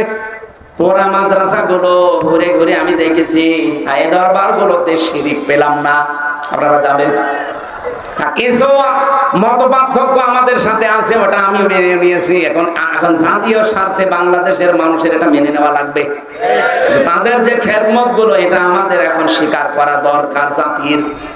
আপনাদের এই বরিশাল বিভাগে বিশেষ করে এলাকাগুলোতে কোরআনের প্রসার মানুষকে আল্লাহর দিকে ডাকার জন্য সৈয়দ ইসহাক রহমতুল্লাহ আলাইহি, এই যে মহিবুল্লাহ, শাহ মহিবুল্লাহ আহমেদ রহমতুল্লাহ আলাইহি, এই মানুষগুলো যে কাজ কারবার, তারা যে মাদ্রাসাগুলো প্রতিষ্ঠা করে যে দিনের আলো ছড়িয়েছে, আমার মনে হয় এই মানুষগুলো কীর্তিময় কাজগুলো জাতির সামনে অন্তত তুলে ধরা দরকার। ওয়ালাকাদ যারানা লিজাহান্নামা কাসীরাম মিনাল জিন্নি ওয়াল ইনসি, আয়াতের পরের আয়াত কি? আয়াতের পরের আয়াত কি? না না, এর আয়াতের পরেরটা। যাই হোক, আমি আয়াত নাম্বার বলে দিয়েছি বাড়ি, যে আপনার দরকার বিশ্বাস না হলে মিলিয়ে নেবেন। সূরা আরাফ 9 নাম্বার পারা 13 নাম্বার পৃষ্ঠা 4 নাম্বার লাইনে আছে 80 নাম্বার 180 নাম্বার আয়াত। যে কোন তাফসীরের সাথে মিলাবেন। আল্লাহ বাদে অন্যের নাতে কেউ যদি মিলিয়েও ডাকে, আযারুল্লাযীনা ইলহাদুনা ফি আসমাই, কেউ যদি আল্লাহর নামকে ইলহাদ করে, ইলহাদ মানে পাল্টিয়ে ফেলা। এই যে আল্লাহর নাম ওরা পাল্টিয়ে ইয়ালি বাবা, শালি বাবা, কেল্লা বাবা, ফতে বাবা, আল্লাহর নাম আছে একটা? কোথায় আপনি পেলেন এগুলো? এই জন্য আমি যে সমস্ত দরবারগুলো নিজে দেখে আসলাম, আপনারা দরকার হয় বড় বড় আলেম যারা আছেন দেশে যাবেন দেখতে। যদি দেখেন যে শিরিক বেদে দেখানো আছে, ওখানে মানুষকে যেতে নিষেধ করবেন। যেহেতু এই সমস্ত জায়গার নিয়মগুলো দেখে আসলাম, এরা জিকির আল্লাহর নামে করছে, এরা দরুদ রাসূলুল্লাহর নামে পড়ছে, কিন্তু কিছু মানুষ যেখানে শিরিক আর বেদাত প্রকাশ্যে, যেখানে আল্লাহর নামই পুরো পাল্টিয়ে ফেলেছে, এমনকি আল্লাহর নামই বাদ দিয়ে দিয়েছে, এই জায়গায় গেলে আপনার ঈমান থাকবে না যাবে? আমি অন্তত থাকতে আপনার ঈমান চলে যাবে, আর আমি বসে বসে ঘাস কাটবো। 55 বছর পর্যন্ত আল্লামা সাইদি রহমতুল্লাহ আলাইহি এই কথাগুলো জাতিকে জানাতে চেয়েছিলেন। আপনারা শিরিক করবেন না নামের ভেতরে, আল্লাহর নামে। রাসূলুল্লাহকে তুলতে তুলতে এমন উপরে তুলে ফেলে, আল্লাহর উপরে সম্মান দিয়ে দেয় না। স্থান ঠিক রাখা লাগবে। 1 নম্বরে কে? আল্লাহ। 2 নম্বরে রাসূলুল্লাহ। 3 নম্বরে মা বাবা। বলেন বলেন। আপনি সিরিয়াল ঠিক না রেখে একবারে মা বাবাকে আল্লাহর উপরে তুলে দেবেন, আপনি ঈমান থাকবে? আমার ভাইরা, এবার আমি হাদিসের যে ব্যাখ্যা বলার জন্য এই হাদিসটা পড়লাম। শব্দ ছিল আদাল্লাহুল্লাহ। আমি আরবি গ্রামার যারা বোঝে, জানে, বালাগাত মানতে পড়ায় পড়ে, এখানে বহু আলেম আছে। আপনি একটু বাড়িতে যে আমাদের আলাদা জিজ্ঞাসা করেন তো, শব্দ নবীজি যদি বলতেন দল্লা ইয়াদিল্লু, তাও বাংলা অর্থ হয়ে যেত। কিন্তু বাংলা অর্থ আসতো সোলাসি মুজাররাদ থেকে আসলে যে আপনি নিজেই নিজেকে খারাপ বানিয়ে ফেলেছেন। কিন্তু আদাল্লা ইয়াদিল্লু বাবে ইফরাল থেকে এসেছে শব্দটা। এর খাসিয়াত আছে 9টা। বাবে ইফরাল থেকে যদি কোনো শব্দ আসে, তখন বাংলা অর্থ দাঁড়ায় আপনি হয়তো ভালো হওয়ার নিয়তে কোনো জায়গায় গিয়েছিলেন, কিন্তু কোরআন সেখানে ছিল না, কোরআনের কর্মসূচি ছিল না। এই জন্য আল্লাহ নিজে দায়িত্ব নিয়ে আপনাকে আরো গোমরা বানিয়ে দেবে। আমি ভালো হওয়ার নিয়তে থাকি, আমাকে খারাপ বানাবে কে? আল্লাহ। সুতরাং ওইরকম দলে আমি আজকে থেকে আর আছি না। কারা কারা নেই হাত তোলেন তো। আল্লাহ হাত তুলবেন না, দেখেন তো হাত তোলানি কে? দেখেন, আলহামদুলিল্লাহ ওয়াজ হয়ে গেছে। আর ওয়াজ করা লাগবে? আর কেউ ওয়াজ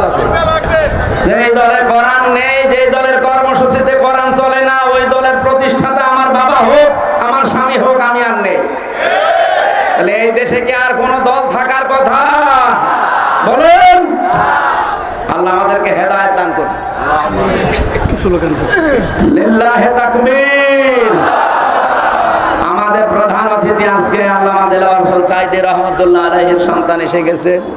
সুবহানাল্লাহ আলহামদুলিল্লাহ লা ইলাহা ইল্লাল্লাহ।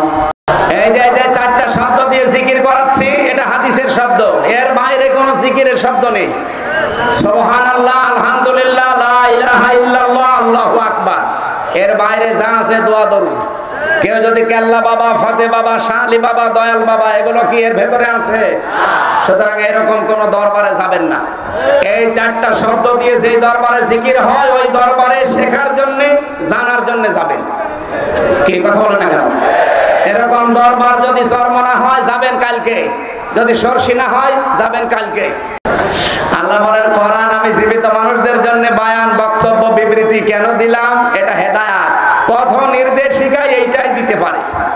এই জন্য আদাল্লাহ ইউদিল্লু বাবে ইফাল থেকে বাংলা অর্থ দাঁড়ায় পৃথিবীতে কোরআন যেখানে নেই, তার মানে কোরআনের নিয়ম নীতি চলে না।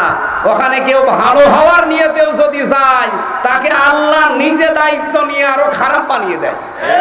বেশি বললাম না, ঠিক আছে?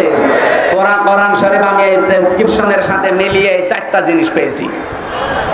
আমার তেলাওয়াতকৃত আয়াত যেহেতু সূরা মায়েদা 54 নম্বর আয়াত, আমরা এই প্রেসক্রিপশন অনুযায়ী কথা বলতে চাই।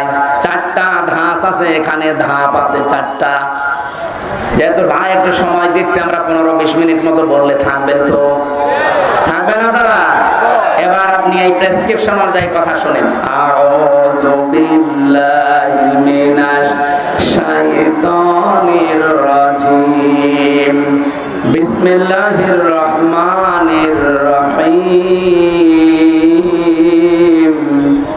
ইয়া আইয়ুহাল্লাযীনা আমানু মাইয়ারতাদ্দা মিনকুম আন দীনিহি ফাসাউফা ইয়াতিল্লাহু বিকওমিন ইউহিব্বুহুম ওয়া ইউহিব্বুনাহু আদিল্লাহ ইলা আখির আয়াত। সূরা মায়েদা কোন সূরা? এইদিকে তাকান ভাই, কষ্ট হয়ে যাচ্ছে। সূরা মায়েদা 120টা আয়াত আছে, 16টা রুকু আছে। মদিনায় নাজিল হয়েছে, মাত্র এক আয়াতের 4 ভাগের 1 ভাগ আমরা পড়লাম। আয়াত নাম্বার 54। কত? মায়েদা মানে দস্তরখানা। মায়েদা মানে কি?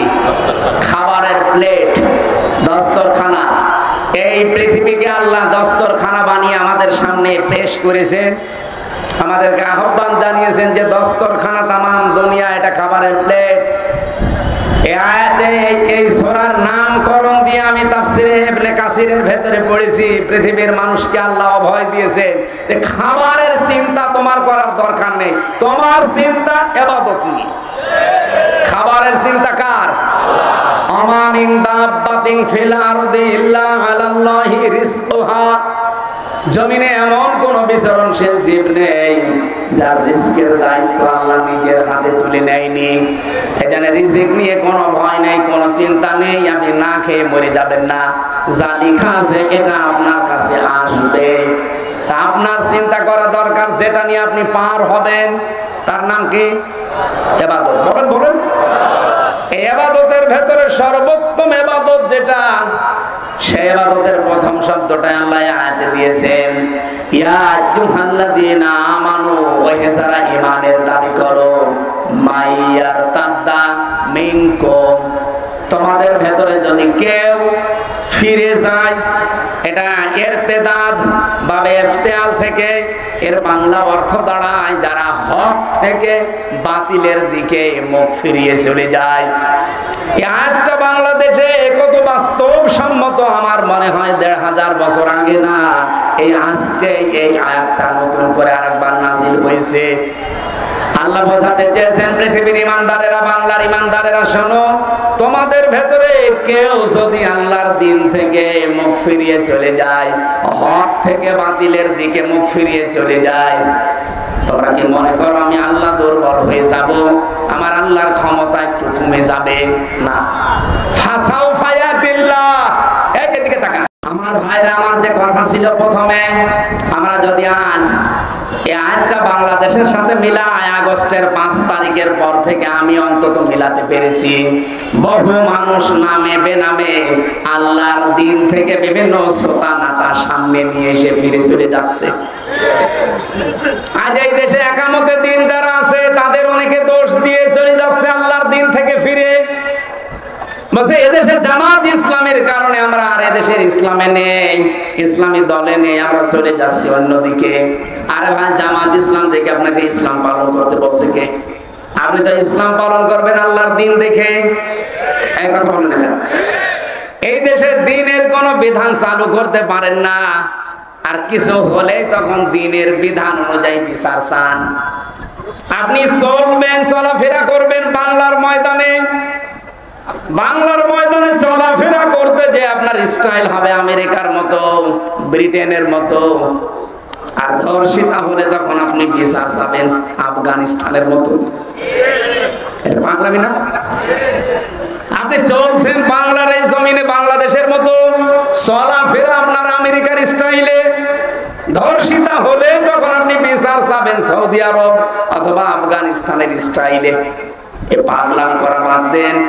আগে আফগানিস্তানের মতো, সৌদি আরবের মতো কোরআনের এই নিয়ম নীতিগুলো এখানে কায়েম করেন, এরপরে দেখেন যে না করে আপনি টিকে থাকতে পারেন কিনা। আসিয়াকে ধর্ষণ করার পরে যেভাবে আওয়াজ উঠেছিল, আওয়াজ তোলার দরকার ছিল, যদি প্রমাণ হয়ে যেত ওই দিনই তাকে বাইতুল মুকাররমের সামনে সঙ্গে সার করা লাগতো। আমার নিজের জীবনে আমি জেলখানায় যাওয়ার আগে 20 সালে একবার ফতোয়া দিয়েছিলাম।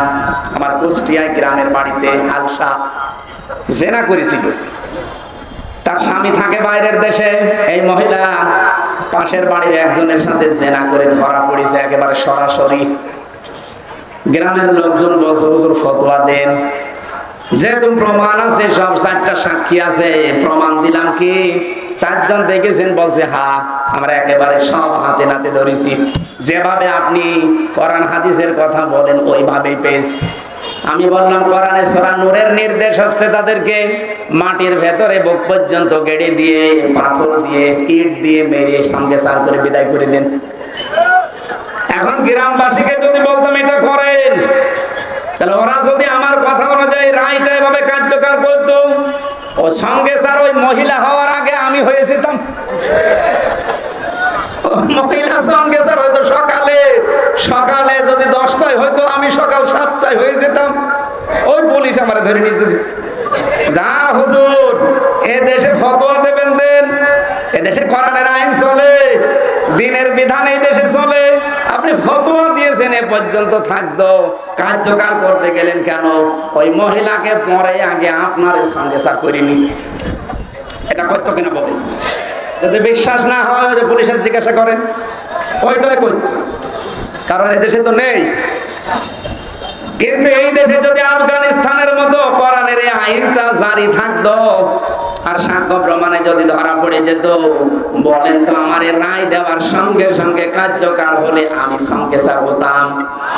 গ্রামের লোক কিছু মানুষ না বুঝে এখনো আমার উপরে রাগ করে যে আপনি খালি ফতোয়াই দিয়ে গেলেন, কিছু করতে পারলেন না। করবো কি করে? আমার পেছনে কোনো ব্যাকআপ আছে, কোনো শক্তি আছে, কোনো পাওয়ার আছে। ওই পাওয়ারটাই হাতে নেওয়ার জন্যই তো আমরা চেষ্টায় আছি যে জেনা করে আসিয়ার ধর্ষিতা যদি আর না বাঁচে, সারা বাংলাদেশে আর কেউ আসিয়ার মতো মেয়েদের দিকে চোখ তুলে তাকাবে না। এই জন্যই তো চাচ্ছে বাংলাদেশের সামনে 300 এমপি, 151 জন শামীম সাইদের মতো মানুষ যদি কোরআন বুকে নিয়ে সংসদের সামনে যেতে পারে, আল্লাহর কসম সংসদের প্রথম অধিবেশনে উনি বলবে, মাননীয় স্পিকার, আমরা নামাজের বিল চাই, যাকাতের বিল চাই, আমরা ধর্ষণের বিল চাই। এটা বলছে না? উনি যদি বলে হাত তোলেন, শামীম সাইদের মতো 151 জন যদি হাত তুলতে পারে, ওই দিনই নামাজের বিল কায়েম হয়ে যাবে, ওই দিনই যাকাতের বিল কায়েম হয়ে যাবে, ওই দিনই ধর্ষণের আইন কায়েম হয়ে যাবে। ওর পর দিন থেকে 18 কোটি মানুষ নামাজ পড়বে। আপনি ভোট দিয়েছিলেন আব্দুল আজিজকে মাত্র এক, আব্দুল জলিলকে মাত্র একটা, শামীম সাঈদীকে মাত্র একটা। ওনারা যদি কোরআন বুকে নিয়ে সত্যিই সামনে যেতে পারে, 151 জন মানুষ যদি সত্যি এই দেশে তৈরি হয়ে যায়, যতগুলো ইসলামের বিধান আছে এগুলো সব ওনারা একটা একটা করে বিল পাস করাবে। আপনি শুধু একটা ভোট দিয়েছেন, তাতে কি 18 কোটি মানুষ নামাজ পড়লে যে সওয়াব হয় ওই রকম সওয়াব প্রতিদিন পাবে। আমি যদি মিথ্যা বলে থাকি সূরা নিসা, এই লক্ষ্য এই রওশনের সাদের মতো হয়ে গেল, তাড়াতাড়ি করে।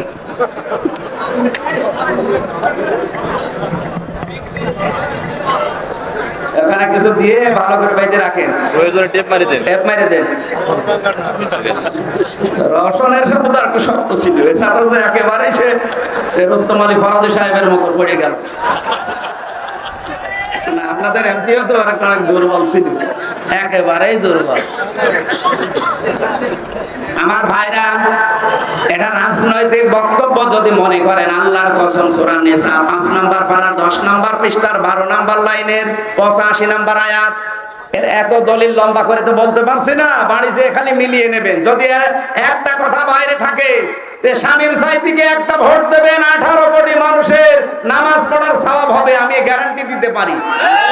উনি এমপি হওয়ার পরে, আব্দুল জলিল এমপি হওয়ার পরে প্রথম দিন সংসদের অধিবেশনে নামাজের বিল আনতে বাধ্য, কারণ প্রতিশ্রুতিবদ্ধ ওনারা আল্লাহর কাছে, আল্লাযীনা ইম্মাক্কান্নাহুম ফিল আরদি আকামুস সালাহ। যদি আমার এরকম বান্দাদের যারা ঈমান আছে যদি ক্ষমতা দেয়, প্রথমেই নামাজের বিল আনবে।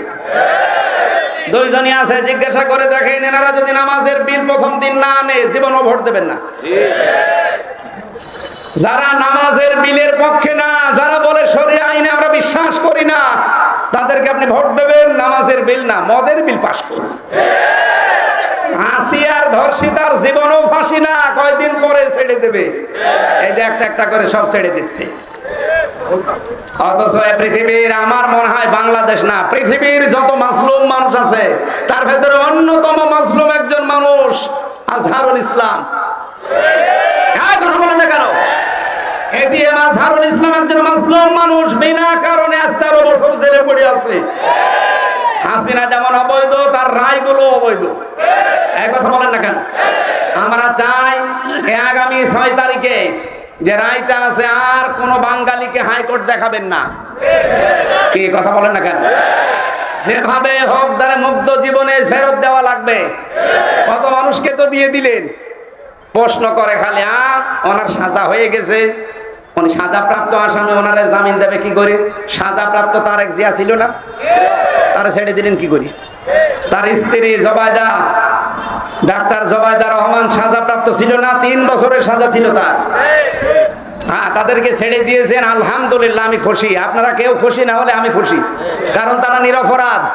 বিনা কারণে তাদেরকে আপনি মিথ্যা মামলা দিয়ে হাসিনা আটকে রেখেছিল। আমার যেমন 3 বছর, আমার মামলাটা নিয়ে আমি বুঝেছি যে এই প্রশাসন, এই আদালত যে কত মিথ্যার উপরে চলতো, আমি নিজে তো প্রমাণ, কারো জিজ্ঞাসা করা লাগবে না, আমি নিজে প্রমাণ না।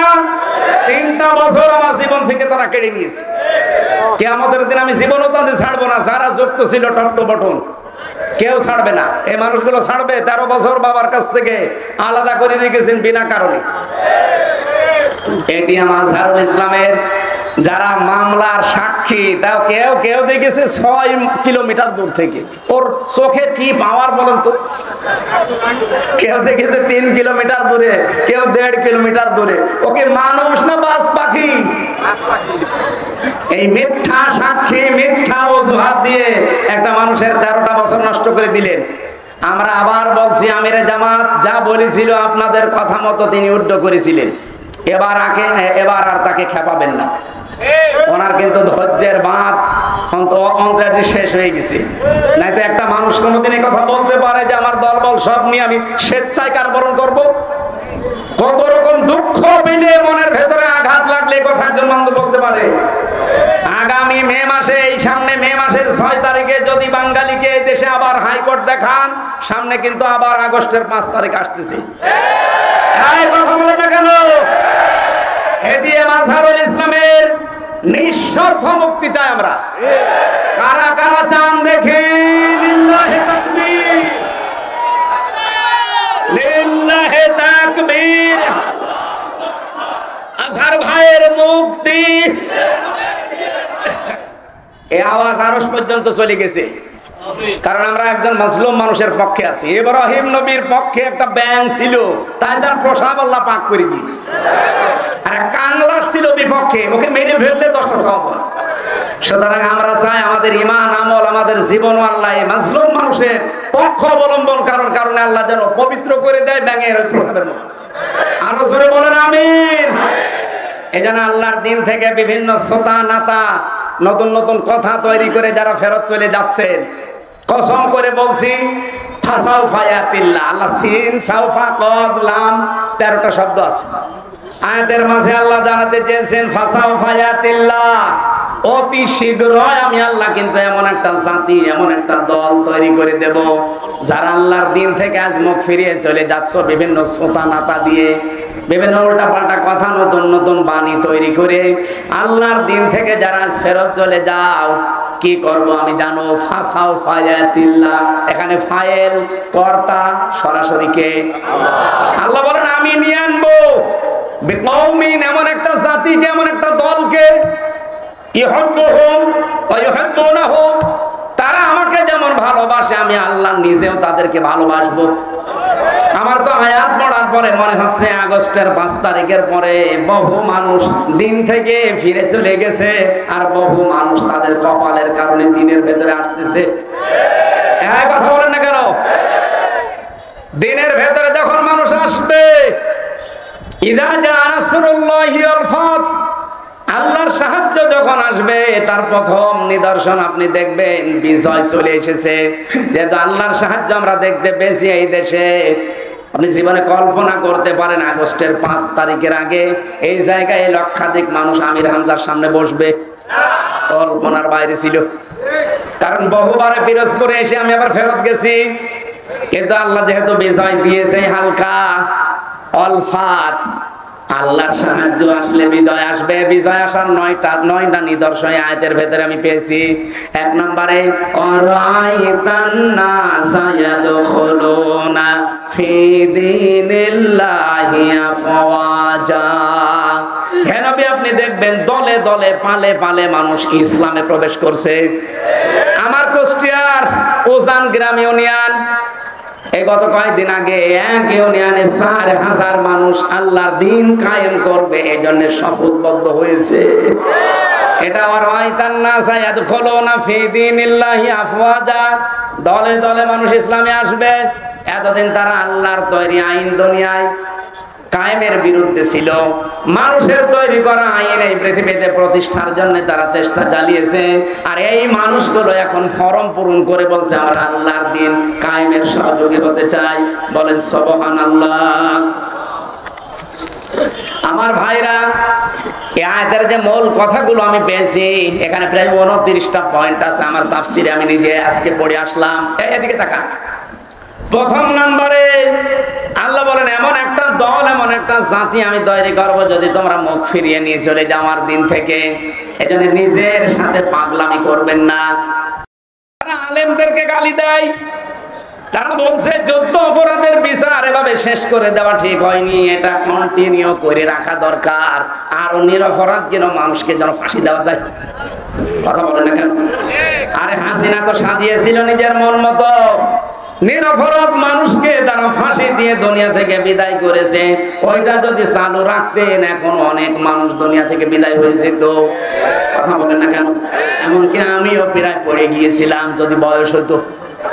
আমার 33 বছর বয়সের জন্য মিলাতে পারেনি, যদি বয়স আমার মনে হয় 70 হতো আমারও ঝুলিয়ে দিত। তারপরে আল্লামা সাইদি বিদায় নেওয়ার পর ভেতর থেকে আল্লামা মামুনুল হক, আমির হামজা, আমি নিজে আমরা মনে করেছিলাম এবার মনে হয় আমাদের পালা। কারণ ভেতরে যে অবস্থা, ওখানে মেরে ফেললেও কোনো অসুবিধা নেই, বলবে যে চিকিৎসাধীন অবস্থায় মরে গেছে। আল্লামা সাইদির নামে যেমন চালিয়ে দিল যে চিকিৎসাধীন অবস্থায় মরে গেছে। কে বলেছে আপনাকে? ইনজেকশন দিয়ে দিচ্ছে। হত্যার তদন্ত এবং বিচার আপনারা চান না? যারা জড়িত ছিল প্রত্যেকের বিচার হওয়া।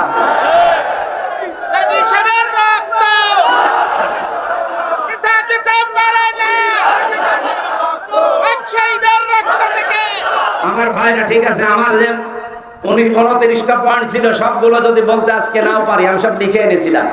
আমি গুরুত্বপূর্ণটা বলছি। আল্লাহ বলে মানুষ যখন দিন থেকে বিভিন্ন সোতানাতা দিয়ে ফেরত চলে যাবে। আজ আপনি কার দোহাই দিয়ে ফেরত চলে যাচ্ছেন? বলেন জামাত ইসলাম ভালো না, চরমনায় ভালো না, এই হেফাজত ইসলাম ভালো না, কি ভালো কোনটা? এই ভালো কোনটা দিয়ে আপনি চলে যাচ্ছেন আল্লাহর দিন থেকে? যদি কোনোটা ভালো না লাগে, নিজে দিনের মন মতো করে আপনি চলেন আর নিজে একটা তৈরি করেন। তার মানুষের তৈরি করা আইন প্রতিষ্ঠায় নিজেকে জড়াবেন না। মানুষের তৈরি করা আইন প্রতিষ্ঠায় জড়ালে আপনি কাফের। বলেন সূরা আলে ইমরান 4 নাম্বার পারা 9 নাম্বার পৃষ্ঠা 3 নাম্বার লাইনের 154 নাম্বার আয়াতের মাঝের অংশে আয়াতটা লিখে বাড়িতে যে মিলান।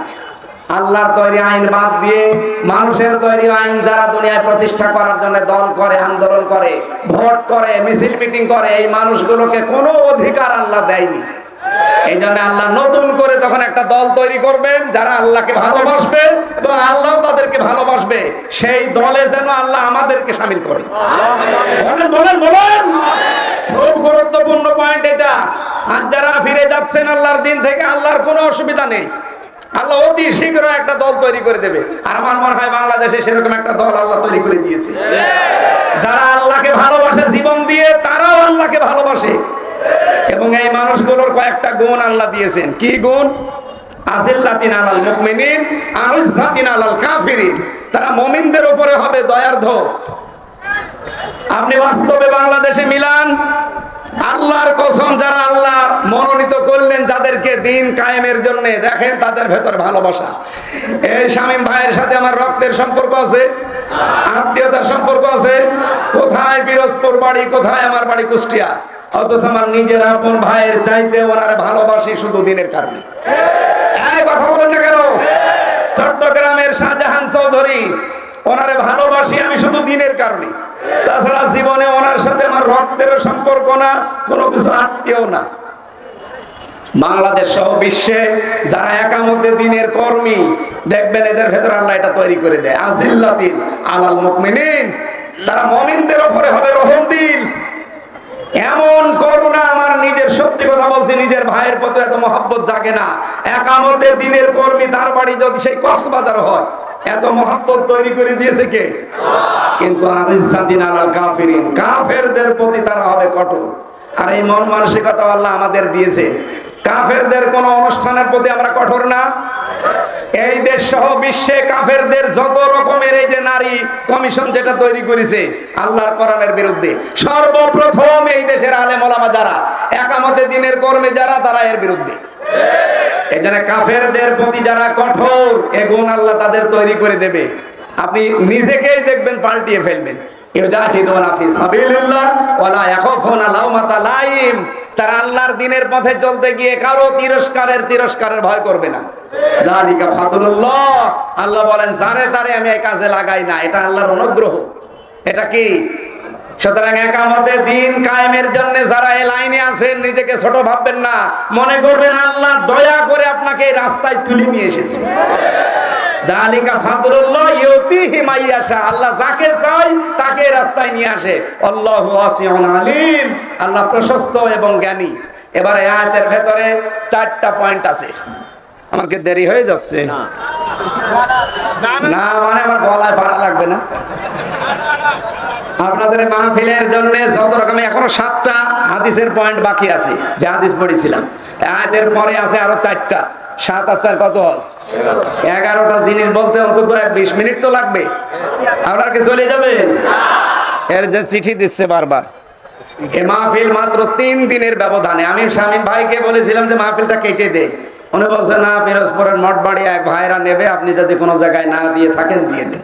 এই 3 দিন আগে না, 3 দিনের ব্যবধানে এত বড় বিশাল আয়োজন। দেখে এটা তো 2 মাস সময় দিলেও করার কথা না, অথচ আপনাদের এই মঠবাড়িয়া বাজারের মানুষেরা হাত খুলে দান করেছে।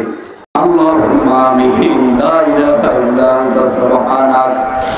মোনাজাতটা বসে করেন, যে যেখানে আছেন একটু মোনাজাত বসে করেন। আল্লাহর কাছে আমরা মোনাজাত করছি, বসে করবেন। মনের আবেগের কথাগুলো বলবেন।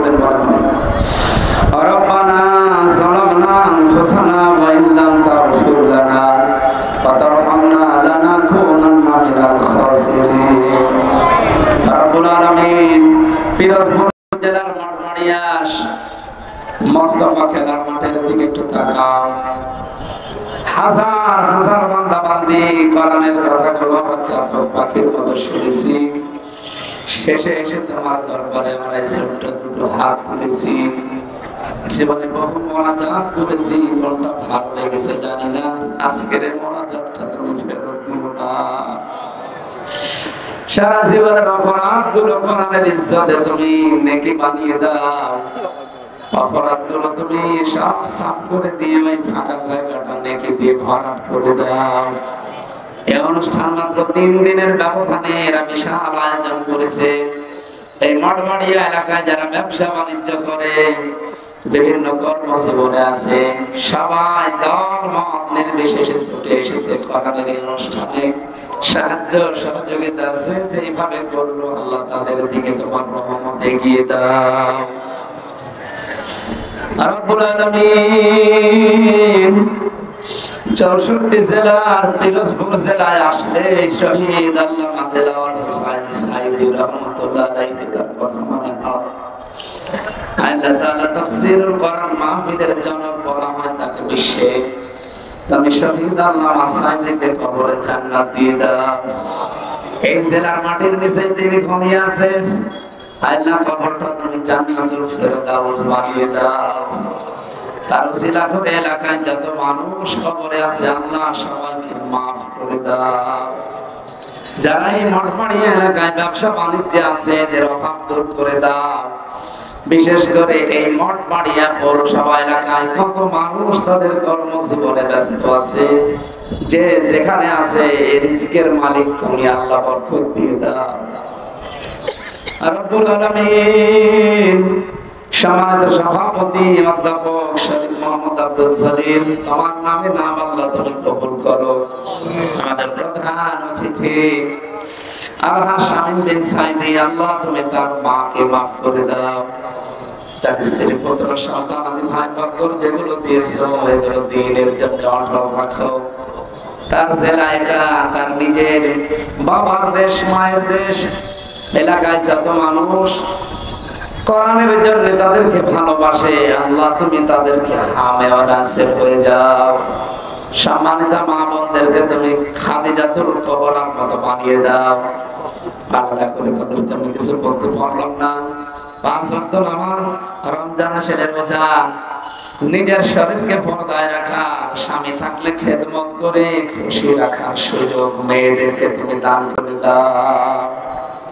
প্রশাসনের যে ভাইগুলো এসেছে নিজেদের বাবা মা আত্মীয় স্বজন ছেড়ে বাংলার বিভিন্ন প্রান্তে যারা জনগণের জান মাল ইজ্জত আবরু হেফাজতের চেষ্টা চালায়, তাদের এই পুরা দায়িত্ব ইবাদত হিসাবে কবুল করে নাও। আমি আজকে ঐতিহাসিক একটা ময়দান, সরসিনার ময়দান, চরমনার ময়দানে গিয়েছিলাম। আল্লাহ তাদেরকে যেখানে তারা ঘুমিয়ে আছে ওই পীর সাহেবদেরকে তুমি কবরে মাফ করে দাও। তাদের দ্বীনের খেদমত কবুল করে নাও।